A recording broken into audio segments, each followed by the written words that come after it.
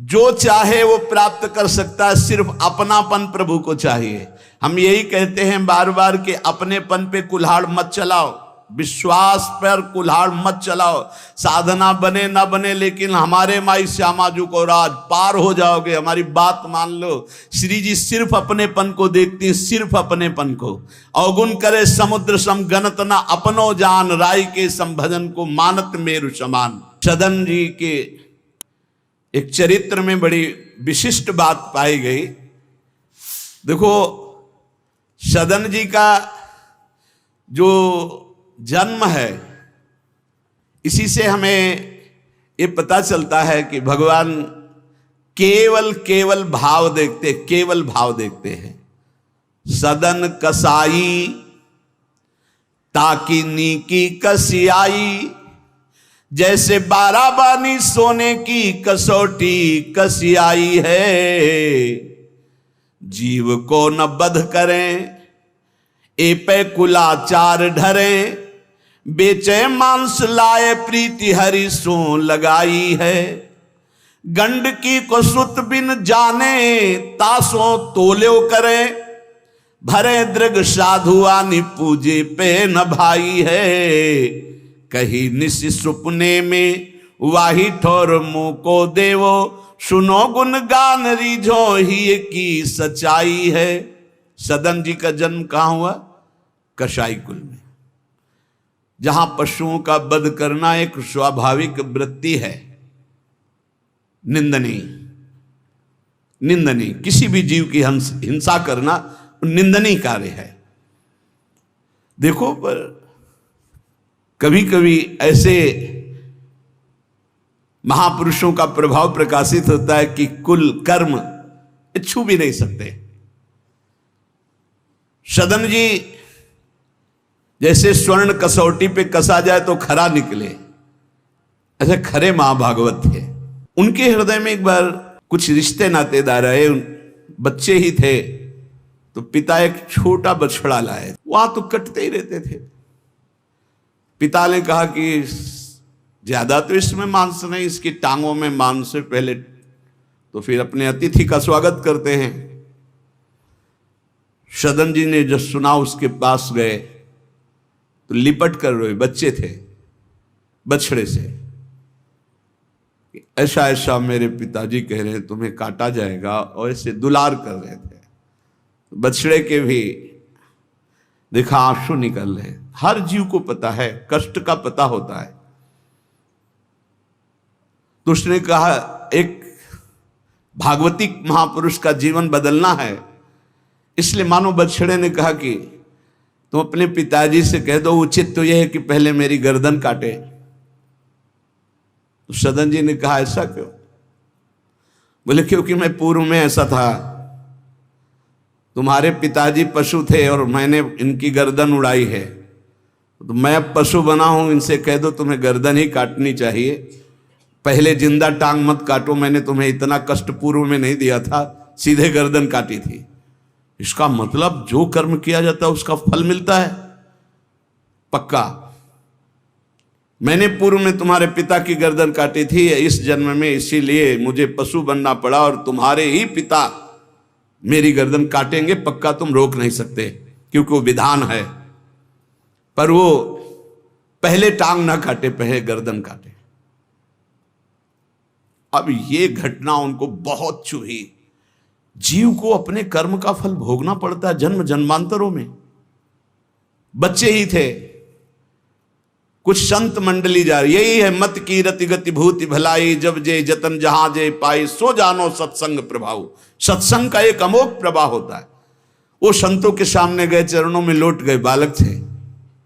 संत जनों ने, उठो उठो बच्चे, तो रोते हुए बोले कि हर कर्म का फल जीव को भोगना पड़ता है, कोई ऐसा साधन है जिससे कर्म का फल ना भोगना पड़े और जीवन मुक्त हो जाए, जीव मुक्त हो जाए?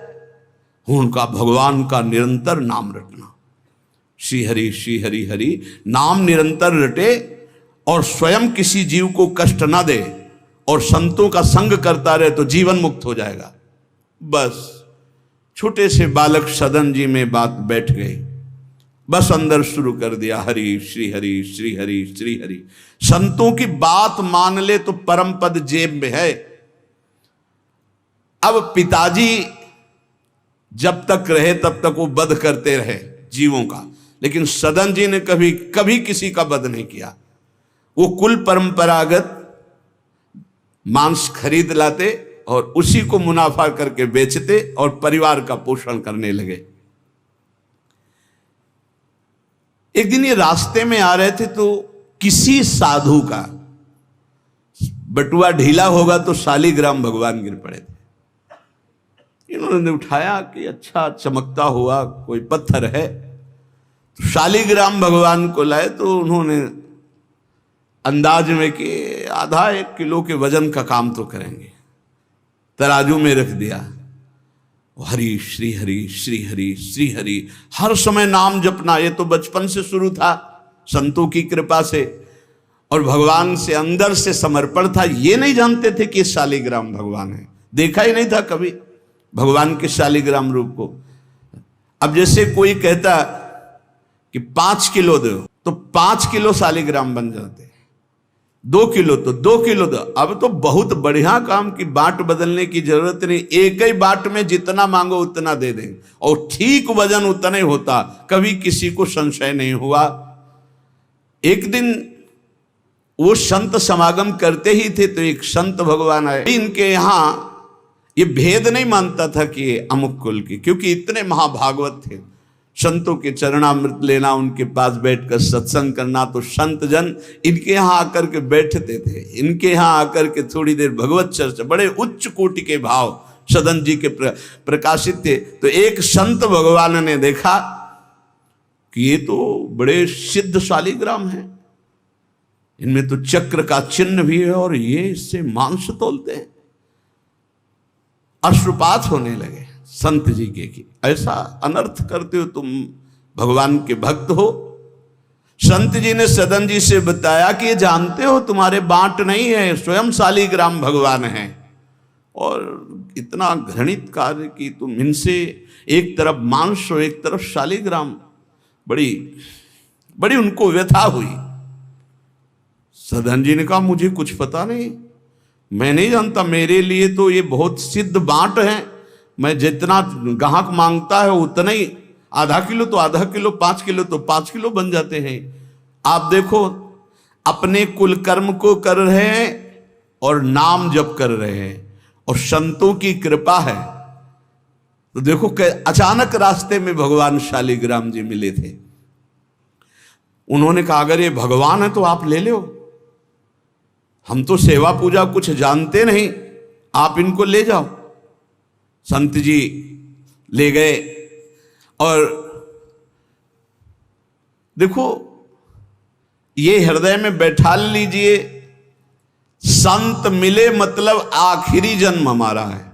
विश्वास अगर कर ले, पक्का समझ लीजिए ये तुम्हारा विश्वास काम करेगा।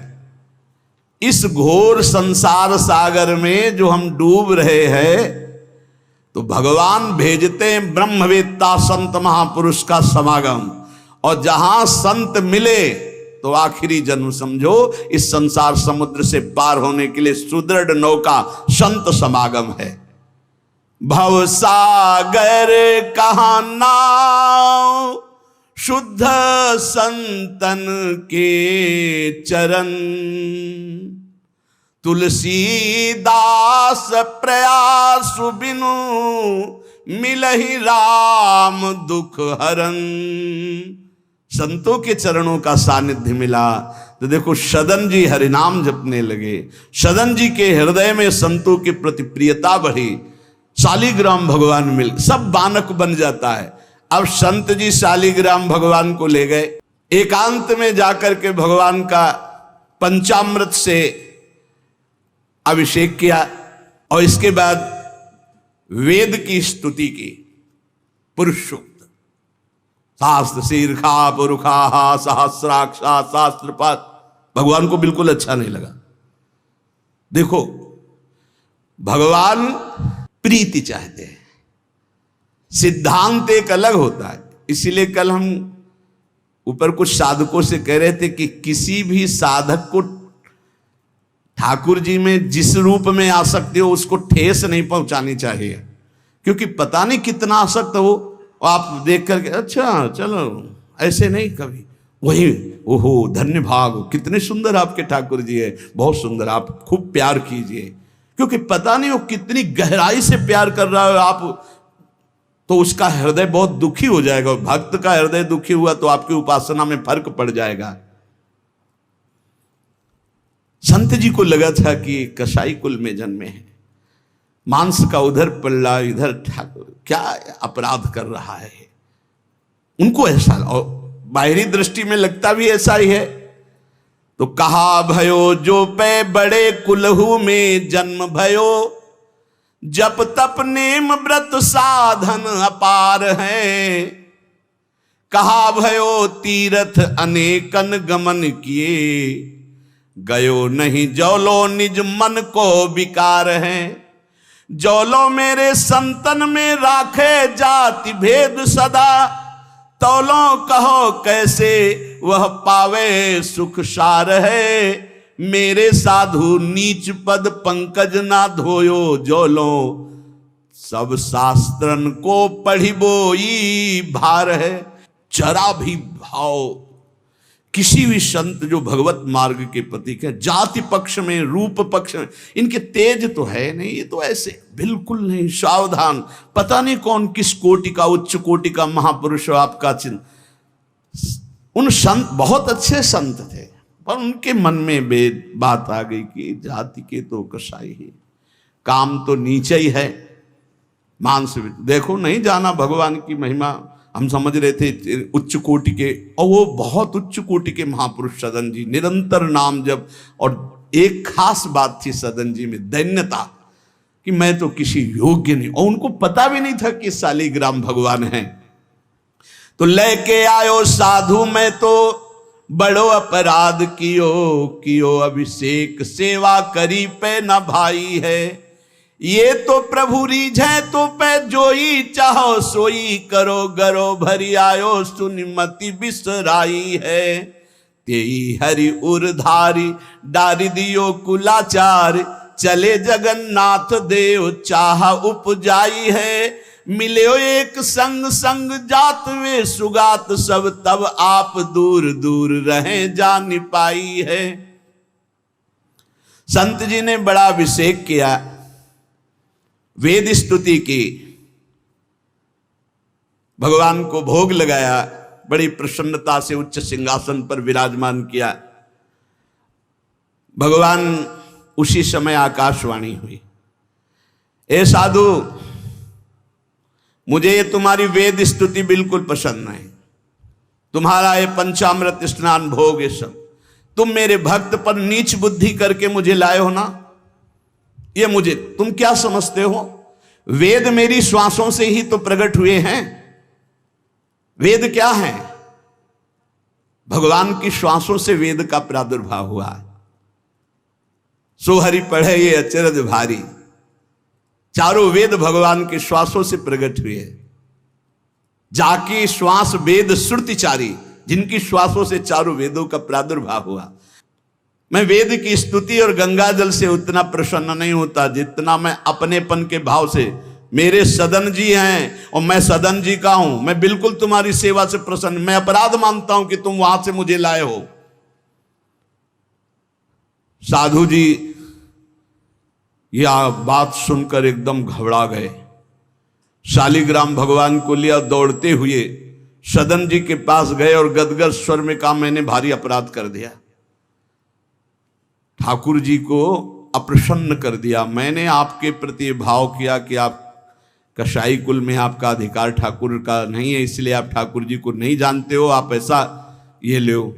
ठाकुर जी अप्रसन्न हो गए हमसे, हमने तो पंचामृत से, गंगा जल से सब अभिषेक किया, पुरुष सूक्त का पाठ किया, ले इस श्री ठाकुर जी को आप स्वीकार करो। विधि पूर्वक सेवा से ठाकुर जी प्रसन्न नहीं हुए, अपनेपन से ठाकुर जी को सबसे ज्यादा अपनापन, प्रेम भाव। सदन जी शालिग्राम भगवान को अब जो देख रहे हैं वो दूसरा भाव है, ये भगवान है, मुझे तो अभी तक पता ही नहीं था। साधु जी जब चले गए तो कहा अब तौलने के काम में तो नहीं, एक सुंदर नवीन कपड़े में ऐसे गले पे लगा लिए, ठाकुर जी गले पे डाल लिए। भगवान रीझते हैं भक्त की अपनेपन की प्रीति में। श्री सदन जी ने निज हृदय से लगाया और आंसू बहने लगे कि प्रभु मुझे तो आपका ज्ञान ही नहीं कि आप भगवान हो। आंसुओं से अभिषेक हो रहा, नाथ अभी तक तो मैं आपको जानता नहीं था, बड़ा अपराध हुआ, लेकिन आज मैं, जब आप हमें इतना प्यार करते हैं, जब साधु ने बताया कि मुझे भगवान ने कहा है कि मैं जितना सदन जी को प्यार करता हूं उनकी मैं भावना से प्रसन्न, तुम्हारी सेवा से नहीं, उनको अद्भुत वैराग्य हो गया। बोले आज के बाद घर परिवार में ही नहीं रुकूंगा, अब केवल भगवान का होकर वैराग्य भाव से जीवन भगवान को समर्पित करता हूं। शालिग्राम जी गले में टांगे और कहा पहली यात्रा जगन्नाथपुरी, पहले जगन्नाथ जी के दर्शन करूंगा जाकर, पूरा जीवन अब भगवान के लिए। भगवान देखो कैसे कृपा करते। बचपन में संतों से उपदेश मिला, नाम जब शुरू किया, ऐसे उच्च कोटि के महात्मा के ऐसा कार्य करने पर भी सब संत उनके यहां जाते थे और उसका परिणाम हुआ कि घोर वैराग्य युक्त होकर भगवान के अनुराग में घर से चल दिए। श्री सदन जी कुटुंब परिवार कुल व्यापार सब छोड़कर जगन्नाथ जी के दर्शन के लिए चले। कुछ दूर चलने पर यात्रियों का समुदाय दिखाई दिया जो जगन्नाथपुरी जा रहे थे, तो उनके संग हो गए। जब उन लोगों ने कुछ ने पहचान कर ली कि अरे तो कसाई कुल के हैं, और तो सब दूर दूर छूना भी नहीं चाहते थे। यही बहुत बड़ी चूक हो जाती है, जो भगवान को समर्पित हो जाए उसमें कभी जाति पक्ष ना देखे, नहीं बहुत बड़ी हानि हो जाती है। राजसूय यज्ञ में स्वपच वाल्मीकि को आदर सहित पवाकर पूर्ण यज्ञ करवाई भगवान ने। ये बात ध्यान रखना है, अपने जात अभिमान में आकर कभी किसी भक्त का अपमान न कर दे कि वो नीच कुल का है, ऐसा कुछ। जब ये देखा सदन जी ने कि ये लोग घृणा करते हैं हमसे, तो खुद अलग हो गए। सदन जी बड़े पुलकित है कि आज जगन्नाथ जी के दर्शन होंगे। एक जगह देखा गौएं पानी पीने के लिए लालायित हैं, तो एक आदमी बाल्टी से पानी निकाल तो गौओं को डंडा मारने लगा।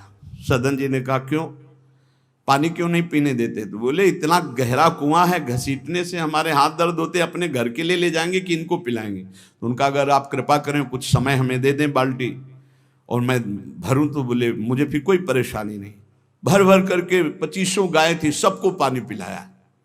शाम हो गई, पानी खींचने में पिलाने में समय लगा, तो उन्होंने सोचा गांव में भिक्षा मांग लेते हैं और आज रात्रि कहीं एकांतवास कर लेते हैं, सुबह जगन्नाथ जी के दर्शन करेंगे। तो आयो मग गांव भिक्षा ले नई ठाव गयो, नयो रूप देखी को तियारी जी परी है, बैठो या ही ठौर करो भोजन निहोरी कहो, रहो निसि सोई आई मेरी मति हरी है, ले वो मुंह को संग गरो काटो तो न होए रंग, बूझी और काटी पति ग्रीव पे न डरी है, कही अब पागो मोशो ना तो कौन तो सो मोसो, सुर करी उठी इन मार्यो भीर करी है। बहुत कठिन है वैराग्य लेकर भगवान के मार्ग में परम दयालु स्वभाव श्री सदन जी जगन्नाथ जी के दर्शन करने। रास्ते में एक घर में आवाज लगाई भिक्षाम दे, भगवान की लीला। एक स्त्री निकली भिक्षा लेकर, देखा रूप, तो जो भगवान का नाम जप करते हैं, भगवान आश्रित होते हैं, उनका रूप अलौकिक होने लगता है। एक दिव्य आकर्षण होता है जो सबके चित्त को आह्लाद प्रदान करता है, क्योंकि आनंद स्वरूप भगवान का निरंतर चिंतन होता है। उसके प्रभाव से मुखाकृति में एक अद्भुत लावण्य, एक अद्भुत आकर्षण होता है। वो स्त्री ने देखा कि नवयुवक भिक्षुक तेजस्वी, वो रीझ गई, देखते ही रीझ गई और उसने कहा कहीं मांगने की जरूरत नहीं, आप यहां बैठो और भोजन करो। सदन जी ने कहा हमें पाना तो है ही, जब आप पवाने के लिए कह रही तो पवा दीजिए। स्वाभाविक, क्योंकि अभी वैराग्य मार्ग में निकले। उस स्त्री ने प्रार्थना की, भोजन बना के पवाया और कहा प्रभु यदि आज रात्रि यहीं विश्राम कर लें तो आपको क्या, सुबह जगन्नाथपुरी चले जाइए। आपने उस स्त्री के विशेष आग्रह को स्वीकार करके उसके घर में शयन करना स्वीकार कर लिया। जब उसके पति सो गए तो रात्रि में उठ करके आई और आपके पास आकर बोली कि मैं आपको देख करके काम से पीड़ित हो चुकी हूं, अतः आप मुझे स्वीकार कीजिए और मैं सदा सदा के लिए आपके साथ के लिए चल दूंगी। सदन जी ने कहा यदि तू मेरा गला भी काट डाले तो भी मैं तुझे स्पर्श नहीं कर सकता, क्योंकि तेरा पति है। अच्छा, उसने गलत अर्थ ले लिया। उसके भाव में आया कि अगर पति है तो ये स्पर्श नहीं करेंगे, अगर पति ना हो तो स्वीकार कर लेंगे। कोआ मदांधो मदना तो रोवा, अंधों में भी अंधा कौन है, बोले जिसमें काम जागृत हो जाए। वो ऐसे काम से व्याकुल हो गई कि सोते हुए अपने पति का बिल्कुल भी प्रियता न रखते हुए गला काट दिया और आकर बोली सदन जी से कि अब मुझे स्वीकार करो, आपको पति का भय था ना, गला काट दिया। सदन जी ने कहा कि तू कितनी नीच है, जब तू अपने पति का गला काट दिया तो तू कितनी नीच है, इतना सोचा है? वैसे ही मैं तुझे स्पर्श नहीं करता, अब तो तुझे देखना भी नहीं। तो स्त्री ने कहा मुझे ऐसा मत समझो कि मैं तुम्हें भी बख्श दूंगी, तेरे कारण मैंने अपने पति का गला काटा है तो फिर तू भी नहीं बच सकता। तो सदन जी ने कहा क्या कर सकती हो? तो उसने कहा मुझे स्वीकार करो, नहीं उच्च स्वर से अभी हल्ला मचाती हूं। माया का विचित्र तांडव, और मैं जोर जोर से सबको कहूंगी कि ये मेरे साथ गलत करना चाहता था, मैंने रोका, मेरे पति ने रोका, मेरे पति का गला इसने काट दिया, इसलिए अभी कहती हूं मैं आजीवन तुम्हारे साथ रहूंगी, मुझे ले चलो। सदन जी ने कहा गला कटवाना बर्दाश्त है लेकिन स्पर्श नहीं कर सकता। ये सब चूकों की चूक का पूर्ण आहुति, इससे पूर्णता हो गई। मैं धर्म के विपरीत नहीं चल सकता, तू चाहे मेरा गला तू काट दे या समाज से कटवा दे। सदन जी भगवान के भक्त थे, उनके भोले भक्त होते हैं भगवान के, ज्यादा बुद्धि नहीं लगाते हैं, नहीं तो रुकना ही नहीं चाहिए था या उसी समय भाग जाना चाहिए था, भागना चाहिए था। वहां बैठ करके उपदेश नहीं, जब ऐसी घटना है तो भागना चाहिए था। जब वो कि प्रश्न करने के बाद जब सदन जी ने कहा कि तुम्हारा पति है, तुम ऐसा कैसा दुराचार पूर्ण भाव रखती हो, तुम मेरा गला काट दो तो भी तुम्हारा स्पर्श नहीं कर सकता। अब तो उसने देखा कि ये हल्ला मचा दिया, दौड़ो दौड़ो देखो ये ऐसा ऐसा। अब गांव के लोग इकट्ठा हो गए, तुरंत बंदी बनाए गए सदन जी। वहां कौन सुने सदन जी, कौन सुनता है? भीड़ में कोई सुनता है? कड़ा शासन बादशाह का था, उनके सामने पेश किया गया।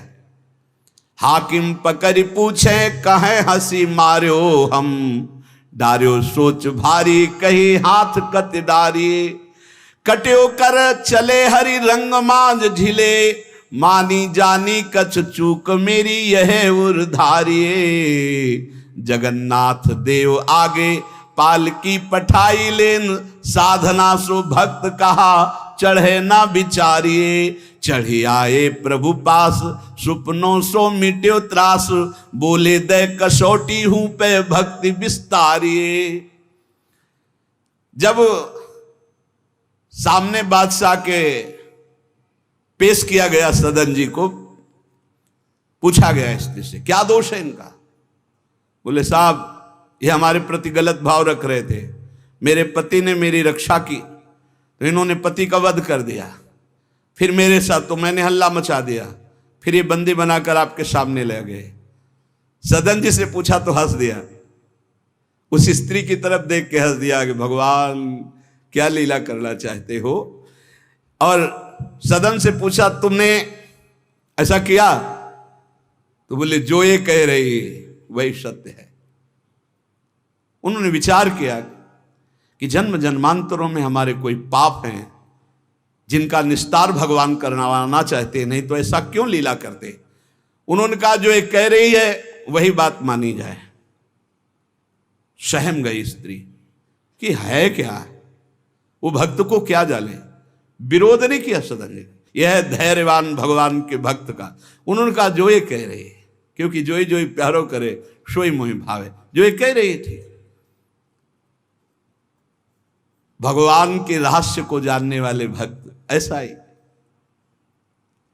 श्री गदाधर भट्ट जी कथा करते थे, अपार भीड़ एकत्रित हो जाती वृंदावन में। आगरे से लोग सुबह भाग भाग करके अपार भीड़ सत्संग। तो एक कल्याण सिंह जी थे, बड़े जमींदार धनी, और सत्संग का प्रभाव है कि जितेंद्रियता, वैराग्य, भगवत प्रीति ये बढ़ती है।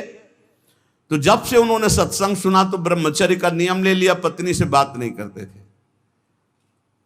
अब घर गृहस्थी में तो यही संसारिक सुख है। कई महीने हो गए वो अपने राजकाज और सत्संग में भाग जाना, सत्संग से आना, बस एकांत में भजन करना।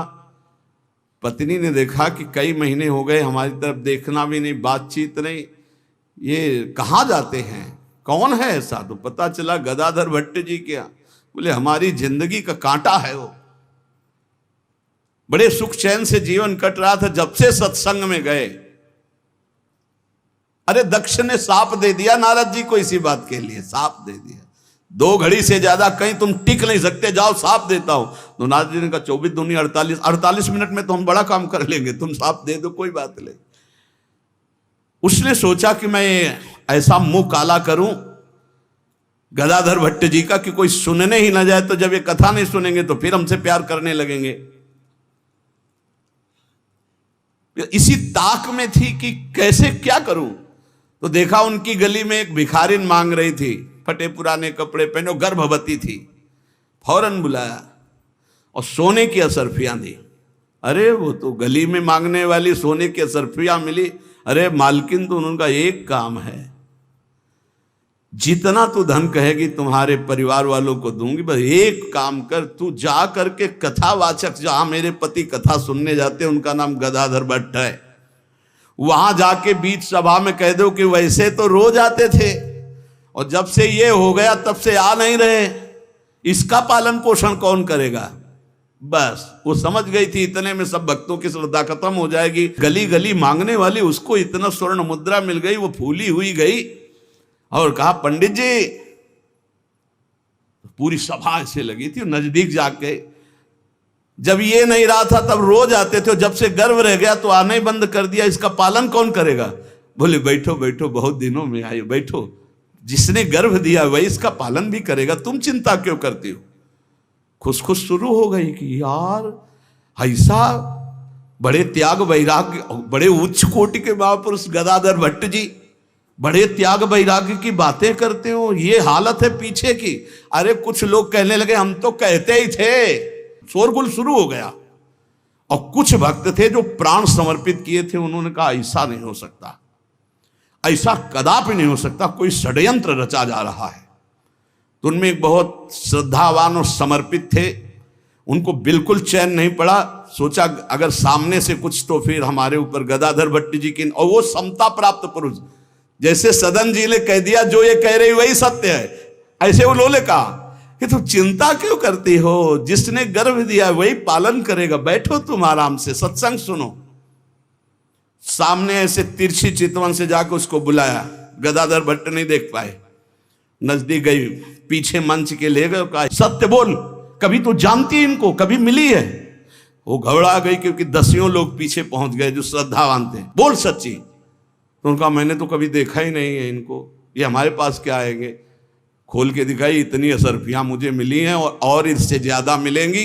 इस बात के कारण मैंने सोचा मेरे परिवार का, अरे तू परिवार के पोषण की सोच रही, लाखों की श्रद्धा की बात है, किसने दिया? तो बोले कोई कल्याण सिंह है उनकी पत्नी। कल्याण सिंह ने जे ही सुना, गदाधर भट्ट जी ने रोका, सत्संग का मतलब क्या है? बोले सभा में बोल। गदाधर भट्ट जी ने कहा कुछ कहने की जरूरत नहीं है, ये सब भगवान से प्रेरित है। कल्याण सिंह का, तुम हमारी आज्ञा का पालन करो, अपनी पत्नी को कठोर शब्द नहीं बोलोगे, लेकिन गृहस्थ धर्म में हो, अपने धर्म का भी तुम्हें पालन करना चाहिए।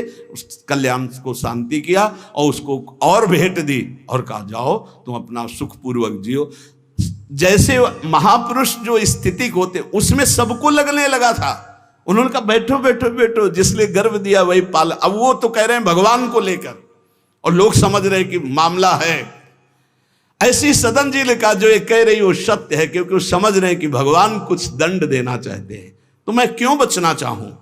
भक्तों का बड़ा विचित्र स्वभाव होता, समझ पाना बड़ा कठिन। उन्होंने कहा जो कह रही है सत्य है। जो हाकिम था उसने जब देखा तो उसने कहा मेरा हृदय कह रहा है कि इनके चेहरे से लगता है ऐसे नहीं है, पर ये जब स्वयं स्वीकार कर रहे हैं तो दंड देना ही पड़ेगा। तो इस अपराध का क्या दंड होता है? बोले दोनों हाथ काट लिए जाएं।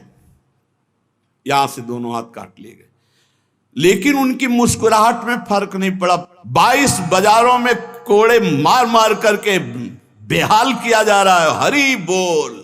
हरि बोल के सिवा एक शब्द नहीं निकला ठाकुर हरिदास जी के।